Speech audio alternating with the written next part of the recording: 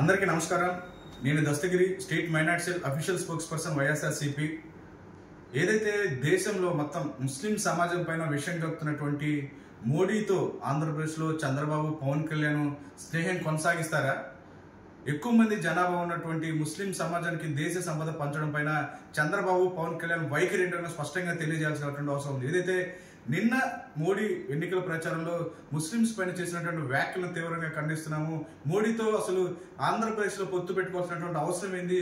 స్వలాభం కోసమే చంద్రబాబు, పవన్ కళ్యాణ్ పొత్తు పెట్టుకున్నారని చెప్పి అసలు వారి మధ్య పొత్తుకున్నటువంటి అగ్రిమెంట్ ఏందనేది కూడా మేమే చెప్పదలుచుకున్నాం. ఎందుకంటే ఏదైతే చంద్రబాబుకు సంబంధించినటువంటి చంద్రబాబు కుమారుడు లోకేష్ రాజకీయ భవిష్యత్తు కోసం, లేక దాంతోపాటు చంద్రబాబు లోకేష్ పైనటువంటి కేసులను మాఫీ చేసుకోవడం కోసం ముస్లిం సమాజాన్ని మొత్తాన్ని తాకట్టు పెట్టారని మేము చాలా బలంగా నమ్ముతున్నాం. స్పష్టంగా తేటతెల్లమైనటువంటి పరిష్కరిస్తుంది. ఎందుకంటే ఎన్నికల విషయంలో ముఖ్యంగా నిన్నటి వరకు కూడా 4% రిజర్వేషన్ పైన రకరకాలుగా ఏదైతే ఇప్పటికీ తెలంగాణలో కిషన్ రెడ్డి ప్రకటించారో, గతంలో హోంశాఖ భారతదేశ హోంశాఖ మంత్రి అయినటువంటి అమిత్ షా కూడా 4% పైన భారతీయ జనతా పార్టీ మరోసారి అధికారంలోకి వస్తే 4% రిజర్వేషన్ తొలగిస్తామని చాలా స్పష్టంగా చెప్పినప్పుడు కూడా ఆంధ్రప్రదేశ్లో ఇటు టీడీపీ, జనసేనకి అనుబంధంగా పనిచేస్తున్నటువంటి కొన్ని ముస్లిం సంఘాలు ఖండించేటువంటి మభ్యపెట్టేటువంటి ప్రయత్నం చేశారు. నిన్న మోడీ చేసిన వ్యాఖ్యలతో చాలా స్పష్టంగా ఇటు బీజేపీ, జనసేన, తెలుగుదేశం పార్టీల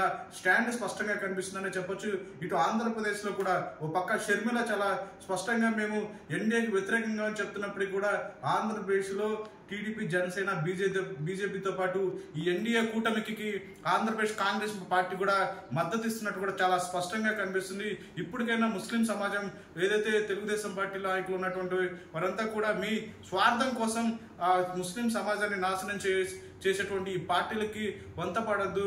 ఇప్పటికైనా సరే చాలా స్పష్టంగా ముస్లిం సమాజానికి న్యాయం చేయగలిగ ఏకైక పార్టీ దేశం మొత్తంలో కూడా ఏకైక పార్టీనే గర్వంగా చెప్పగలుగుతున్నాను. ఎందుకంటే ఆంధ్రప్రదేశ్లో 2019లో 5 ఎమ్మెల్యే స్థానాలు ఇస్తే ఈసారి 2024లో 7 ఎమ్మెల్యే అభ్యర్థులకు అవకాశం ఇవ్వడం, రాజ్యసభకి 2 ఏళ్ల తర్వాత హఫీజ్ ఖాన్ గారిని పంపించడం, ఇదంతా కూడా ముస్లిం పక్షపాతి పార్టీ, ముస్లింస్ కి న్యాయం చేయగలిగే ఏకైక పార్టీ వైఎస్ఆర్సీపీ మాత్రమే కూడా చాలా గర్వంగా చెప్తున్నాను. ఇప్పటికైనా సరే ముస్లిం సమాజాన్ని కూడా ఏదైతే దేశం మొత్తంలో కూడా విషయం చిమ్ముతున్నటువంటి మోడీతో ఉన్నటువంటి ఏదైతే బేసిక్ గా మొదటి నుంచి కూడా చంద్రబాబుకి కావచ్చు, పవన్ కళ్యాణ్ వీరెవరికి కూడా ముస్లిం సమాజం మీద పాజిటివ్ ఒపీనియన్ లేదు. గతంలో చంద్రబాబు పరిపాలన మనం అంతా చూసాం.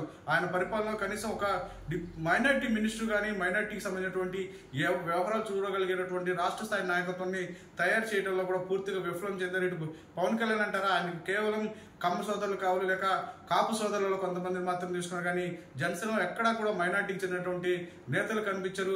ఇలాంటి నేతలు వెనక మన ముస్లిం సమాజాన్ని నడవాల్సినటువంటి అవసరం ఉందా లేదని కూడా ముస్లిం సమాజం కూడా ఆలోచించాలి. అందుకనే ఆంధ్రప్రదేశ్లో రాబోయేటువంటి ఎన్నికల్లో కూడా 170 స్థానాలు గెలిచేందుకు మన ముస్లిం సమాజం కూడా జగన్మోహన్ రెడ్డి గారు వెంట ఉండాలి. ఎందుకంటే జగన్మోహన్ రెడ్డి గారు ముఖ్యమంత్రి అయితేనే ముస్లిం సమాజానికి ఎప్పుడు ఏ ఇబ్బంది వచ్చినప్పుడు కూడా ఇంటి పెద్ద బిడ్డగా జగన్మోహన్ రెడ్డి గారు ఉంటారు. కాబట్టి ముస్లిం సమాజం ఇప్పటికైనా ఆలోచించాలి.